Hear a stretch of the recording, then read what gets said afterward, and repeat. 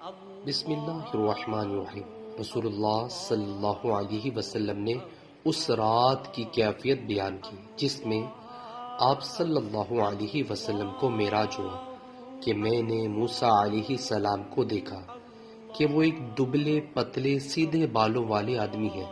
ایسا معلوم ہوتا تھا کہ قبیلہ شنو میں سے ہوں، اور میں نے عیسیٰ علیہ السلام کو بھی دیکھا۔ وہ میانہ قد اور نہایت سرخ و سفید رنگ والے تھے، ایسے تر و تازہ اور پاک و صاف کے معلوم ہوتا تھا کہ ابھی غسل خانے سے نکلے ہیں، اور میں ابراہیم علیہ السلام سے ان کی اولاد میں سب سے زیادہ مشابہ ہوں۔ پھر دو برتن میرے سامنے لائے گئے، ایک میں دودھ تھا اور دوسرے میں شراب تھی۔ جبرائیل علیہ السلام نے کہا کہ دونوں چیزوں میں سے آپ کا جو جی چاہے پیجیے۔